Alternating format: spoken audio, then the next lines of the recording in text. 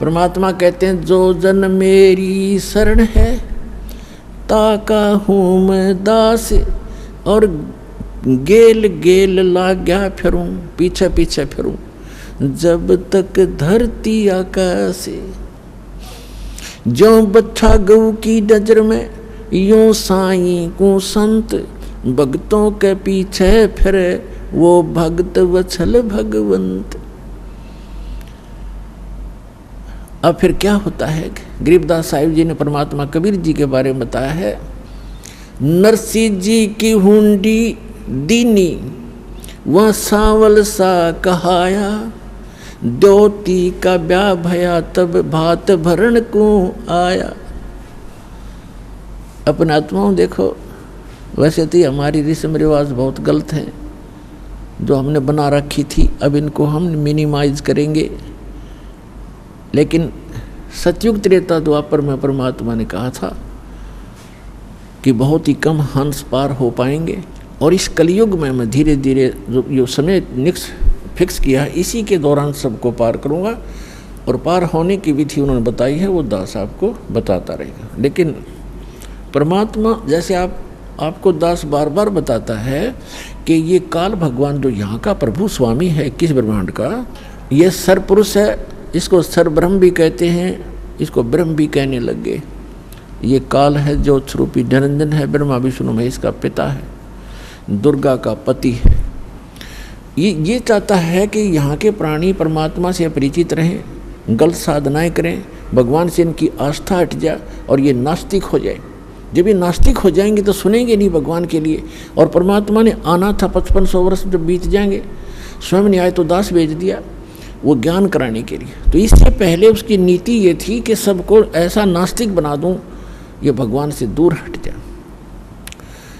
और परमात्मा ये चाहते हैं कि इनमें इस कलयुग की पिछली पीढ़ी तक परमात्मा की आस्था चाह बनी रहे। आज तक हम देखो नरसिंह जी जैसे महापुरुष के उदाहरण आज तक गुणगान करते आए, जितने भी प्रचारक थे, और जिस कारण से हमारी आस्था बनी रही कि भगवान ऐसा करता ही करता है।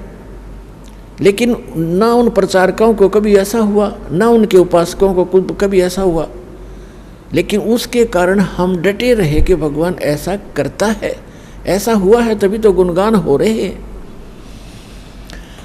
अब क्या हुआ कि एक दिन लड़की ब्याह रखी थी, विवाह कर रखा था, उसका लड़की जवान होगी, उसका विवाह हुआ।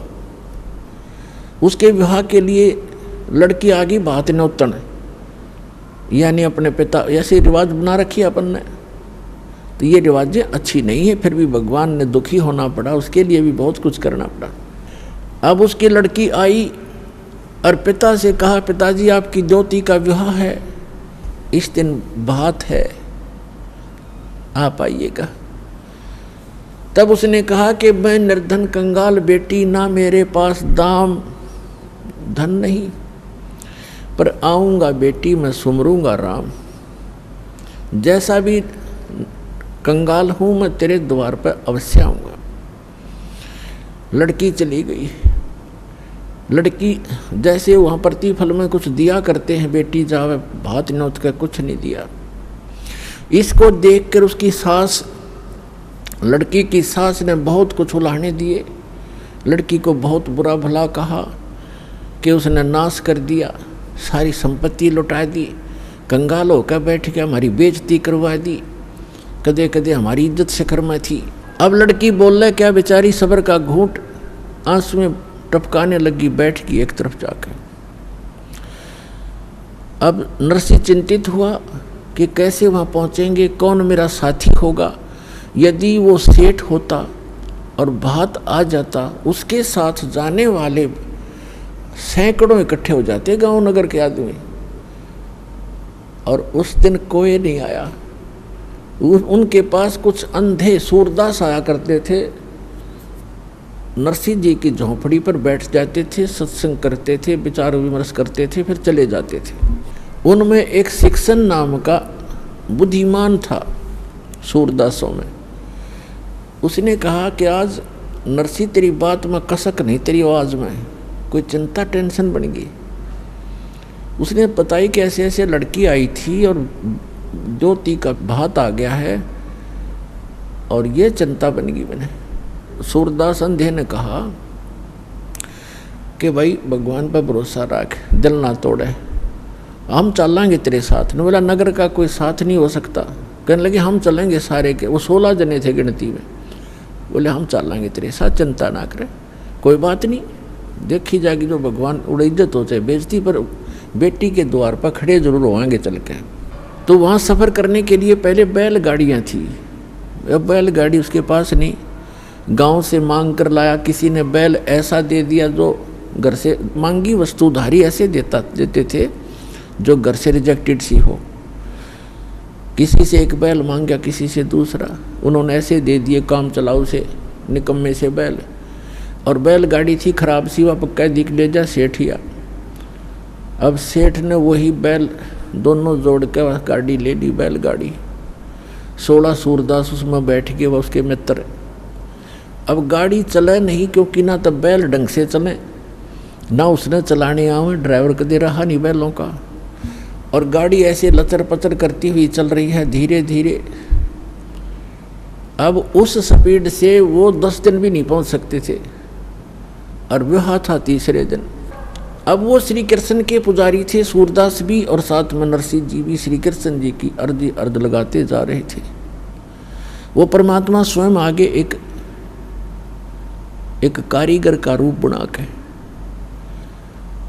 और उनसे कहने लगे कि भाई नरसिंह सेठ, मैंने भी उस गांव में जाना है, जिस गांव में उन्होंने जाना था उससे एक गांव पहले का नाम बता दिया नरसिंह जी का। और कहने लगे मुझे भी बैठा लो अपनी गाड़ी में, साथ में भी चल पड़ता हूँ।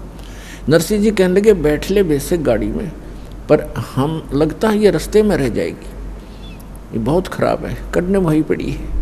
तो उसने कहा कि मैं मिस्त्री हूँ, आप एक बार नीचे उतरो और मैं इसको ठीक ठाक कर लेता हूँ, फिर चलाएंगे। नरसिंह जी ने कहा कि देखो मेरे पास पैसा नहीं है किराए कुछ देने को, मैं तो भगवान के शब्द सुना दूंगा तुझे। तो कारीगर रूप में भगवान बोले कोई बात ना, मैं कुछ नहीं लूँगा आपसे, मैं आपके साथ बैठकर भी तो चलूँगा। अच्छा फिर ठीक है। तो पुण्यात्माओं, जितने आज तक ये प्रचारक हुए हैं, ये जितने आज तक प्रचारक हुए हैं, उन्होंने श्री कृष्ण जी को सुप्रीम पावर मान के और नरसिंह जी को उसका भगत जान के उनका एक महिमा का शब्द बना रखा है, वो सुनाता हूँ आपको। लेकिन सच्चाई जो है वो दास आपको बताएगा। अब उन्होंने कैसे बताया है, अपनी देसी लैंग्वेज में, हरियाणवी लैंग्वेज में बना रखा है। गाड़ी आले मन बैठा ले, एक बहो गाड़ी थाम भाई मैं हार लिया। गाड़ी आले मन बैठा ले, एक बहो गाड़ी थाम भाई मैं हार लिया। अब परमात्मा खड़े हैं एक कारीगर के रूप में, सारे इंस्ट्रूमेंट औजार ले रखे, उपकरण आरी भी ऐसे काटने पीटने की बसोली सारे ले रखे हैं। और क्या कहते हैं, गाड़ी आले मने बैठा ले, एक बहो गाड़ी थाम भाई मैं हार लिया। नरसिंह जी जब न्यों बोले, या गाड़ी मेरी पुरानी है, प्रभु जी फिर न्यों बोले, भाई के मेरे त छानी है। प्रभु जी फिर न्यों बोले, क्या मेरे त छानी है। नाम कृष्णम जात का खाती, ये जानू सारा काम भाई मैं हार लिया। गाड़ी आले मने बैठा ले, एक बहो गाड़ी थाम भाई मैं हार लिया। प्रभु जी फिर लगे समारण, ले हाथ में आरी जी। नरसिंह जी की वह टूटी गाड़ी, अरने आप संवारी जी। प्रभु जी जब लगे संवारण, लई हाथ में आरी जी। नरसी जी की वा टूटी ही गाड़ी अरने आप समारी जी। नरसी बोला मैं शब्द सुना दूं, ना देने को दाम भाई मैं हार लिया। गाड़ी वाले मने बैठा ले, एक बहो गाड़ी थाम भाई मैं हार लिया। 16 सूर 10 बैठे गाड़ी में, रटे राम की माला जी। 16 सूर 10 बैठे गाड़ी में, वो रटे राम की माला जी। पवन समान गाड़ी चाली, जब भगवान बने गढ़वाला जी। पवन समान गाड़ी चाली, जब भगवान बने गढ़वाला जी। भक्तों का रखवाला जी, वो आपे पूर्ण राम भाई मैं हार लिया। गड्डी आले मने बैठा ले, एक बहो गाड़ी थाम भाई मैं हार लिया। बैलों ऊपर हाथ फेर दिया, बल बैलों में आया जी। बैलों ऊपर हाथ फेर दिया, बल बैलों में आया जी। कई रोज का पंथ विकट था, पल माहे पहुँचाया जी। कई रोज का पंथ विकट था, पल माहे पहुँचाया जी। वो प्रभु खाती चला गया भाई, कर संतों प्रणाम भाई मैं हार लिया। गाड़ी आड़े मने बिठा ले, एक बहो गाड़ी थाम भाई मैं हार लिया। कृष्ण तो रथवान बने, ये कबीर बने रखवाला जी। कृष्ण तो रथवान बने, कबीर बने रखवाला जी। जो सतगुरु के शरणा आगे, वो भगत जीत गए पाला जी। जो सतगुरु की शरण आगे, वो भगत जीत गए पाला जी। संत करे नहीं टाला जी, परमेश्वर करे नहीं टाला जी। वो सारे सबके काम भाई मैं हार लिया। गाड़ी आले मने बैठा ले, एक बहो गाड़ी थाम भाई मैं हार लिया। इन कथाओं से हमने शिक्षा लेनी है, क्योंकि पहले तो हम बालक थे। हमने कोई कह देता कि ये आसमान बहुत निकट था, दादी अम्मा ने एक सितारा तोड़कर और ऐसे ऐसे कर दिया, इसलिए दूर भाग गया, तो हम सारी मान लेते थे ऐसे होगा। अब हम ये बातें नहीं सुनेंगे किसी की कि श्री कृष्ण जी ने ऐसा कर दिया, फलाने ने ऐसा कर दिया।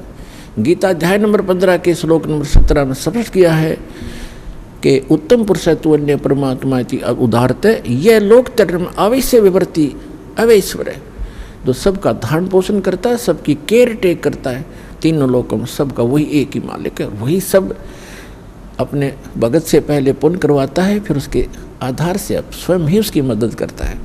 तो कहने का बात यह है कि नरसी जी जब न्यों बोले, नरसी जी ने कहा कि गाड़ी मेरी पुरानी है, कंडम है, ये चल नहीं पा रही है। तो परमात्मा ने कहा ये क्या मेरी तछनी है, अब तेरा दुख क्या मुझसे छुपा है, मुझे क्या बताना चाह रहा भक्त मुझे पता है, इसलिए मैं आया हूँ। तो पुण्यात्माओं जब हम भगवान पर आश्रित होंगे, पर महाराज इतनी हिम्मत रही कोई ना कि हम यहाँ तक सेक्रीफाइस कर सकें, पर परमात्मा ने दूसरा तरीका अपना दिया कि तुम अपना लगे रहो, एक दिन अवश्य होगा। अब जैसे विश्वास करने के दो तरीके होते हैं, एक तो यूं मान ले कि जो सामने वाला कह रहा है यह बात सच्ची होगी, और नहीं फिर उसके बताए अनुसार कुछ करके प्रैक्टिकल देख ले तो वो भी बात फिर वह सच्चाई तो ऊपर आएगी। जैसे एक किसान था और एक सेठ के पास अपनी फसल बेचकर आता था मंडी में, और उसका आड़ती था पक्का और नहीं जाता था कहीं पर। एक दिन क्या हुआ कि जब वो फसल लेकर गया 2-3 महीने 4-6 महीने के बाद, तो पता चला कि उस सेठ की दुकान बंद है। पूछने से कारण का पता चला कि उसका दिवाला निकल गया, वो अब आड़ती नहीं रहा। तो उसका मित्र भी हो गया था वो बहुत अच्छा। अब उसके पास गया, उसके कुछ पैसे भी देने थे, वो कुछ उधार ले जाता था उससे सेठ, वो किसान। उसके घर गया सेठ के, उससे पूछा सेठ जी क्या बन गई? भाई बहुत बुरा हाल हो गया, मेरा तो घाटा लग गया एक बिजनेस में बहुत गना, और मेरा दिवाला निकल गया, रोजी रोटी को भी दूभर हो गए, कुछ रास्ता बता मेरे को मित्र। अब किसान को तो अपने ही प्रोसेस का पता था, प्रोसीजर का। कहने लगा भाई मैं तो अपना खेती बाड़ी के बारे में बता सकता हूँ और तेरी मदद कर दूंगा जितना मेरे से हो सकेगी।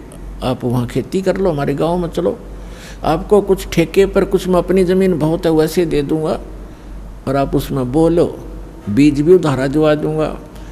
उसको ज़मीन को बहाने वाले व्यक्तियों को भी रोक दूंगा, 2-4 महीने तेरे को पैसे नहीं लेंगे, और अपना कर लो आप फसल। उसने सोचा चल भाई ठीक है, जब ये इतना साथ दे रहा तो वो चला गया किसान के साथ। अब किसान ने बताया कि ये 10 एकड़ ज़मीन है, इसको पहले हल से बहा दे, इसका घास खत्म हो जाएगा। घास खड़ा था उसमें, तो उसने किसी किराए के हाली को लिया, उससे बहा दिया।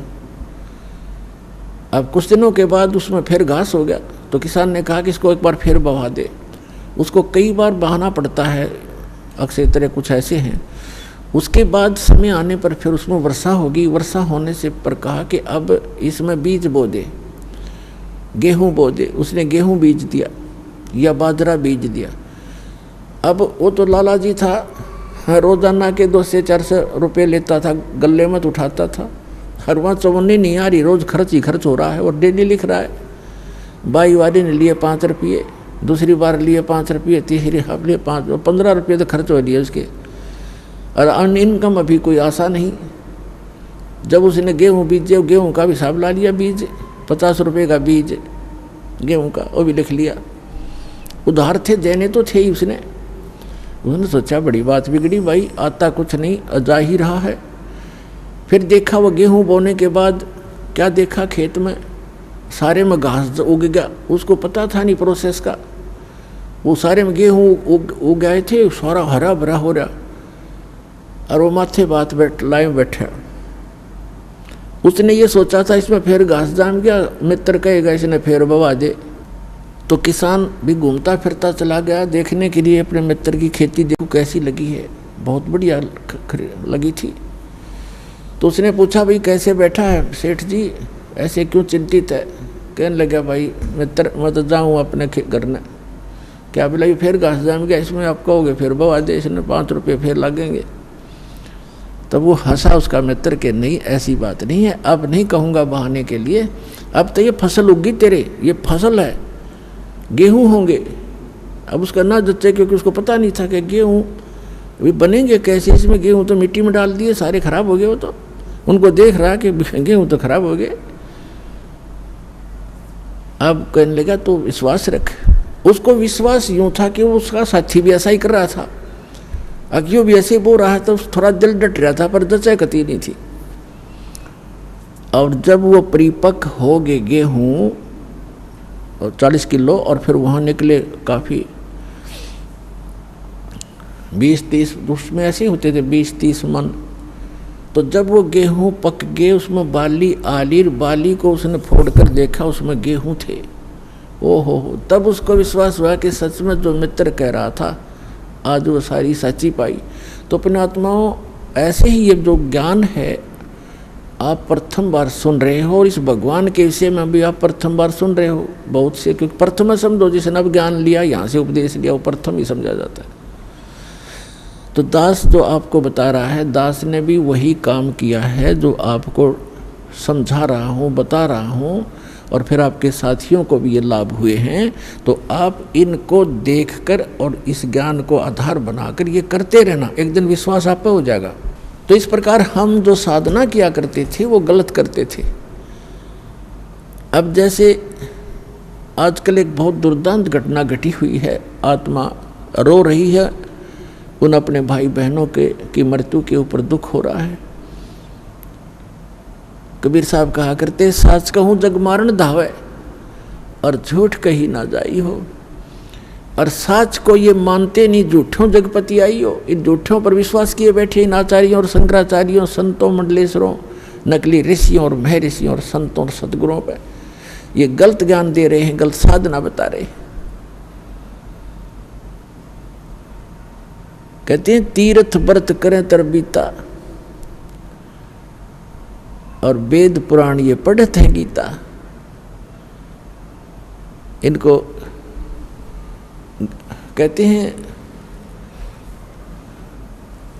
इनको ज्ञान नहीं, और ये इन तीर्थ व्रतों को जो कर रहे हैं ये सारी शास्त्र विरुद्ध साधना है, ये अच्छी नहीं।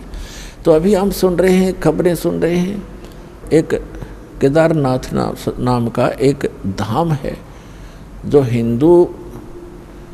हिंदुओं के लिए परम पूज्य और मोक्ष का स्थान बताया गया था नकलियों द्वारा। और वो श्रद्धालु जैसे ही गुरुजी बताते हैं, बच्चे तो वैसे ही करते हैं, विद्यार्थी वहाँ चले गए। अब वहाँ पर सुनने को आ रहा है कि 20,000 व्यक्ति तो मर चुके हैं। वो पुजारी वो वहाँ गए थे भक्त। अपनात्माओं सबसे बड़ा हादसा है इस कलयुग का युग, जहाँ पर इतने भगत मर गए हों और आसपास के वैसे बहुत से लोग भी मारे गए जो वहाँ रहा करते थे, वो भी उस अमरनाथ के पुजारी थे। तो इन धामों की स्थापना कैसे हुई? अपने आत्माओं, आज आपको एक ऐसे धाम जैसा जगन्नाथपुरी नाम का जो धाम है उसके विषय में दास जानकारी देगा।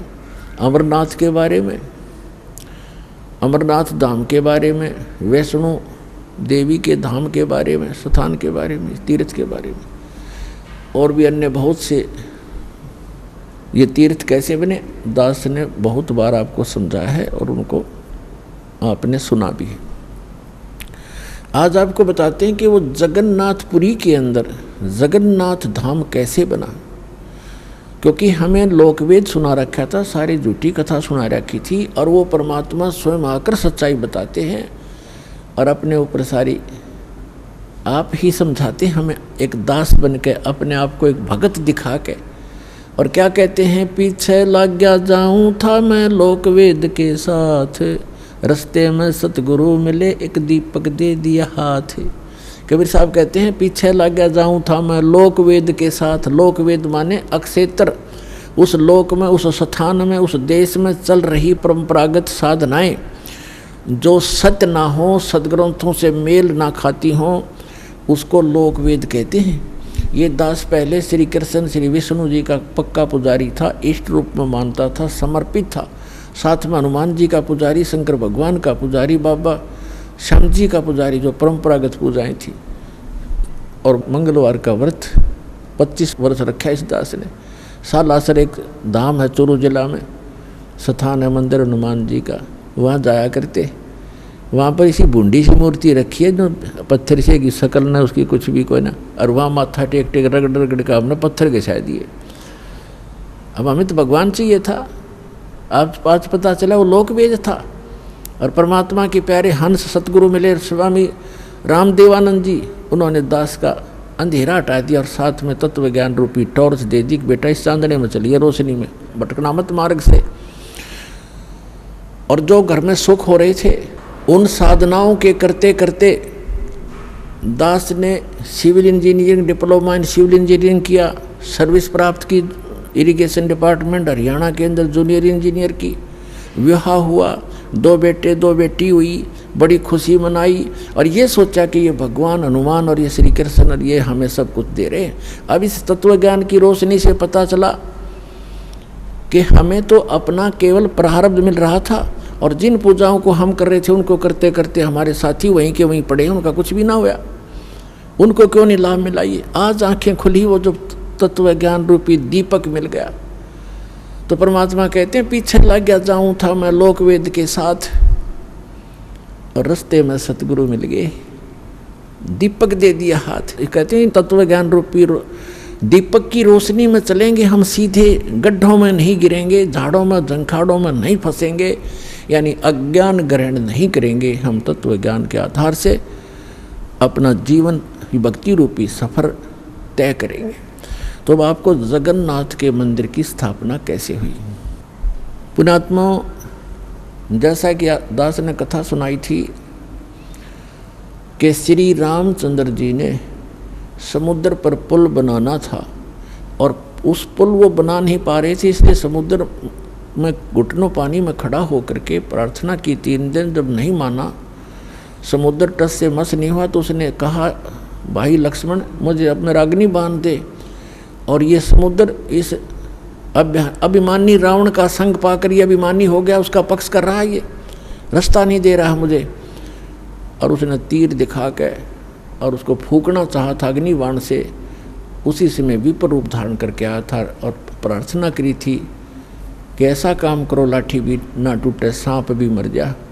कि आपकी सेना में नल और नील नाम के 2 सैनिक हैं, उनके हाथ में ये पावर है, उनके हाथ से पत्थर तर जाएंगे, आप ऐसा ना करो, मुझे ना फूको। फिर नल नील के हाथ में शक्ति तो थी, लेकिन उस दिन उनमें भी अभिमान छा गया था। वह परमात्मा मुनिंदर जी की द्वारा दी हुई थी, कबीर साहब की दी हुई थी शक्ति, वह क्षीण होगी। फिर उनके दुख का निवारण करने के लिए स्वयं परमात्मा आए थे, मुनिंदर रूप में प्रकट थे, ऋषि मुनिंदर रूप में। तब वहाँ के पहाड़ को हल्का कर दिया था परमात्मा ने, एक रेखा खींच दी थी चारों तरफ, तब वो पुल बना था। अब क्या हुआ कि श्री कृष्ण जी चले गए, श्री कृष्ण का तो नाश हो गया था, कुल नाश हो गया था श्री कृष्ण जी का, दुर्वासा जी के श्राप से आपस में लड़ मरे थे। पूरा यादव नर यादव कति खत्म हो गए थे। जो गर्भवती बहनें थी वो बची थी, वो संतान बच गई थी, वो तो गर्भ में थी। और श्री कृष्ण भी मारे गए थे तीर के माध्यम से। एक पारधी ने विषाक्त तीर मार दिया उनके पैर में। और वो कौन था? वो त्रेता युग में जब श्री रामचंद्र जी थे, उस समय वो बाली था, सुग्रीव का भाई बाली था, जिसको श्री राम रूप में श्री विष्णु जी ने धोखे से मारा था वृक्ष की ओट लेकर। तब उससे ने कहा था कि मरते समय कि आप तो विधि विधान को जानने वाले हो, आपने मुझे धोखे से मारा है, आपने बदला देना पड़ेगा। तो उन्होंने कहा था मैं द्वापर युग में आपका बदला दूंगा। तो वही बाली तो बना था पारधी शिकारी, और श्री कृष्ण श्री राम वाली आत्मा थी ही श्री विष्णु जी। तो उसके पैर में विषाक्त तीर मार के ऐसे ही धोखे से उनकी मृत्यु की थी। उसके बाद वो नगरी ज्यों की त्यों सुनसान पड़ी थी, और वहाँ यादव की जितनी पत्नियाँ थी उनको लेकर के अर्जुन इंद्रप्रस्थ में आ गया था। रास्ते में कुछ भीड़ों ने लूट ली थी, कुछ उनके गहने लूट लिए थे, वो बहुत लंबी कहानी है, ये प्रसंग दूसरा है। और एक दिन उड़ीसा में एक इंद्र दमन नाम का राजा था। वो भगवान श्री कृष्ण का पुजारी था, परम भक्त था। स्वप्न के अंदर श्री कृष्ण जी ने दर्शन दिए और कहा कि इंद्र दमन एक मंदिर बना दे और जगन्नाथ नाम रख देना उसका, और एक ध्यान रखना उसमें कोई मूर्ति ना हो, उसमें कोई पाखंड पूजा नहीं होनी चाहिए, और उसके अंदर एक विपर छोड़ देना ब्राह्मण विद्वान, और उसके अंदर श्रीमद् भगवद गीता का पाठ करे, सदग्रंथों का ही आधार बनाकर वो ज्ञान देता रहे। कोई पाखंड पूजा मत करना, उसमें कोई मूर्ति स्थापना मत करना। और उन्होंने खुद जाकर स्वप्न में इंद्र दमन को ले जा करके वो स्थान दिखाया जो समुद्र के किनारे पहाड़ पे था, थोड़ा सा पहाड़ी है, कि यहाँ बनाना। अब ऐसा कहकर श्री कृष्ण जी चले गए। इंद्र दमन सुबह उठा, उसकी खुशी का ठिकाना नहीं। अपनी पत्नी से कहा कि मुझे आज स्वप्न में परमात्मा दिखाई दिए थे। सारी कहानी बताई और कहा भगवान ने कहा कि एक मंदिर बना दे, और वो स्थान भी दिखाया मेरे को कि यहाँ बना दे, जगन्नाथ नाम रख देना, उसमें मूर्ति नहीं होनी चाहिए, पाखंड पूजा नहीं होनी चाहिए, कोई विपर छोड़ देना, वो कथा सुनाया करेगा। अब उसकी पत्नी बड़ी धार्मिक थी, वह बड़ी खुशी हुई कि हो हमारे तो भाग जाग गए। अब फिर भगवान ने कह दिया तेरे पास सारा संपन्न है, सारा धन है, बहुत पैसा है, और कर दे शुरू। तो इंद्र दमन ने बहुत से कारीगर बुलाए, उनसे नक्शा तैयार करवाया और जाके कहा कि यहाँ भगवान पहुँचे, वहाँ पर घूमते फिरते, और बताया कि यहाँ बताया था ये स्थान, मंदिर बना दे। अब कारीगरों ने तो धर दी नीम ज्यों की तो, और मंदिर बना के तैयार कर दिया। अब जो ही मंदिर बन चुका, अगले दिन पूजा करनी थी, उसी दिन समुद्री तूफान उठा, बहुत भयंकर, जैसे साइक्लोन कहते हैं। ये कई बार आता उड़ीसा के अंदर, तो बहुत तबाही मचा देता है, ढा देता है मंजिले मंदिरों, उनको मंजिलों को भी, मकानों को भी। ऐसा तूफान उठा 40 फुट ऊंचा, बहुत स्पीड का, ऐसे घूमता हुआ, और मंदिर को ख़त्म कर दिया, नामो निशान मिटा दिया। दूसरी बार फिर बनाया, दूसरी बार भी ऐसे ही हो गया, तो ऐसी स्थिति में आती। तीसरी बार फिर बनाया, ऐसे ही। चौथी बार फिर बनाया, क्योंकि आदेश था भगवान का। अपने दुर्भाग्य को कोस रहा था कि भगवान के आदेश का मैं पालन नहीं करा। कहने का भाव ये है कि खजाने का कोस भी खत्म हो गया, और 4-5 बार मंदिर ने, ये समुद्र ने ऐसी ही घटना कर दी। राजा बड़ा चिंतित हुआ कि भगवान ने एक सेवा दी थी, मैं वो नीच कर नहीं पा रहा, दुष्ट हूँ, दुर्भाग्य है मेरा कि मुँह दिखाऊंगा भगवान को उसके गोलोक में जाकर।